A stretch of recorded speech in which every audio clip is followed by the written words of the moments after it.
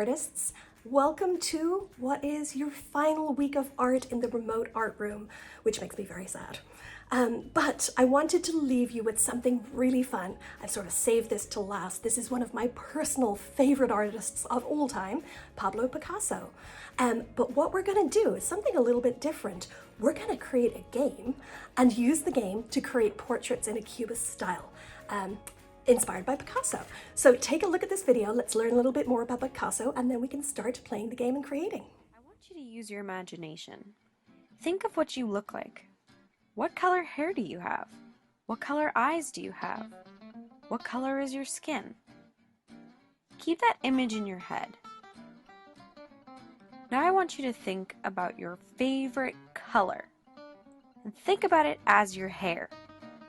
Now imagine your face, made out of different shapes. Now open your eyes. We're going to go on a little trip, and we're going to take a flight. We're going to fly here from California all the way to Paris, France. That's in Europe. And we're going to see where this art came from.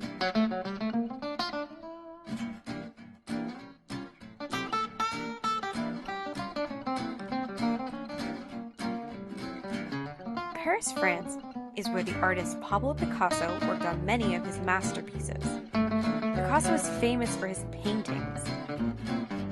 Today we are looking at abstract art. Do you know what that is?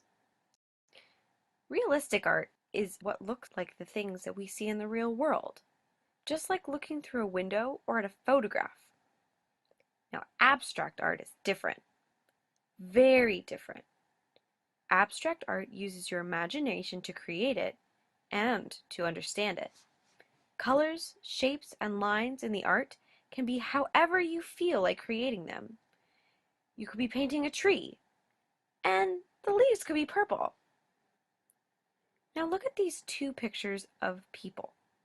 These are called portraits. One is realistic, and one is abstract.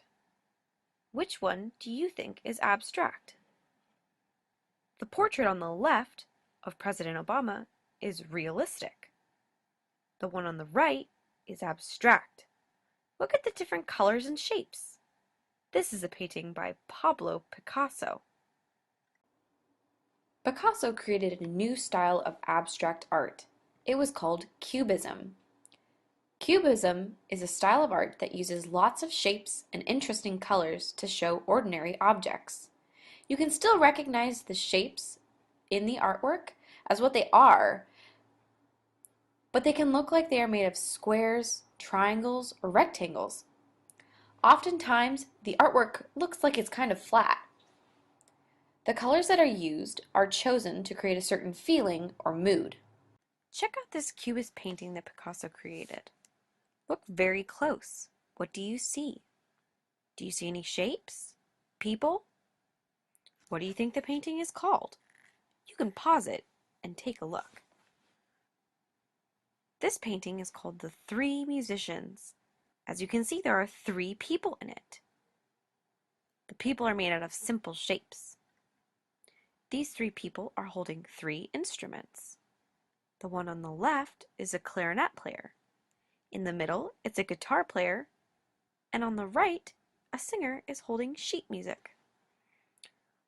These 3 people are said to be Picasso and his 2 friends making music. On the floor, you can even spot a dog under the table.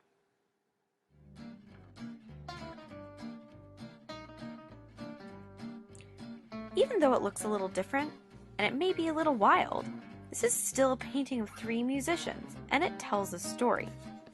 Picasso likes to tell stories with his artwork, and his cubist style is very exciting, and it's very different.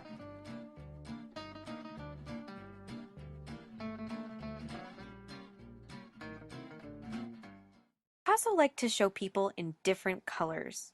A person's skin may be made of many different colors, and it could tell how they were feeling.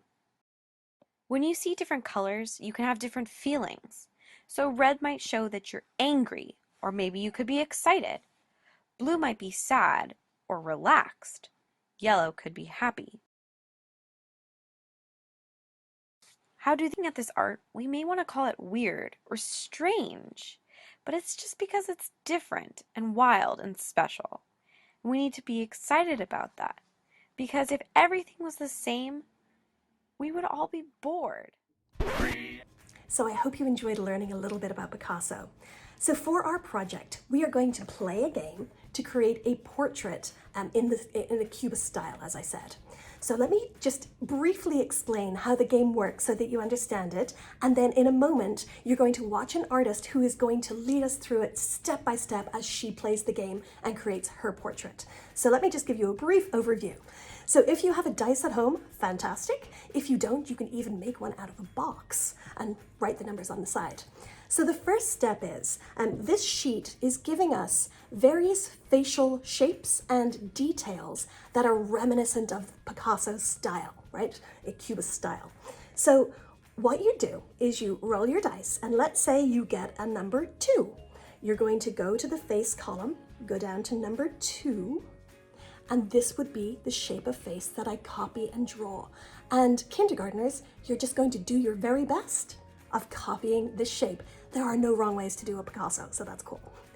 Next, you're going to roll the dice again, and you're going to choose one eye. So each portrait should have 2 eyes, but totally different ones, and not necessarily put in the same place on their face. Let me show you. So you roll the dice. Let's say you get a number 3. You're going to go across from number 3 to the eye column, and this is the eye that I'm going to copy for my first eye. So I might want to draw an eye anywhere in my face shape, anywhere at all. It could be at the top, it could be at the bottom, it could even be on the side. The next, you would roll the dice again and choose your second eye. And again, you would roll, choose a nose, copy that nose onto your face somewhere, and then a mouth. So you get the idea. So that's the game we're going to play. The cool thing about it is, the more times you play, each portrait's going to be completely different if you're following along with each, sample, right? Each portrait's going to have a different nose, different face shape, etc. So you know what I'm going to do this summer? I'm going to challenge myself. I'm going to create a Picasso wall in this art room. I'm going to try to do Picasso-style portraits of all my family and friends to fill the wall. Wouldn't that be fun? I don't know.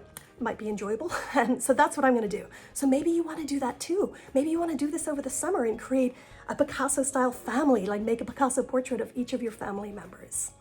So speaking of the summer, my friends, I am truly going to miss all of you. I can't believe this is our last class. I have to say a huge, huge thank you, particularly to our guardians, because you have been the ones encouraging our little creators at home, and I really appreciate it. And also emailing me photos of their work, which has been fantastic because it's allowed me to develop a bond with you guys, the artists. I've thoroughly enjoyed our email exchanges, so I don't want that to stop. So if you, let's say over the summer, are creating a piece and you would like, oh, I'd love to share this with Miss Winter, please do. You have my email. Don't be a stranger. My doors are open to you. Please email me your work. I would love to see what you're up to over the summer. So never stop creating. Let's watch the video and enjoy. And I'll miss you. So, I'm actually getting emotional.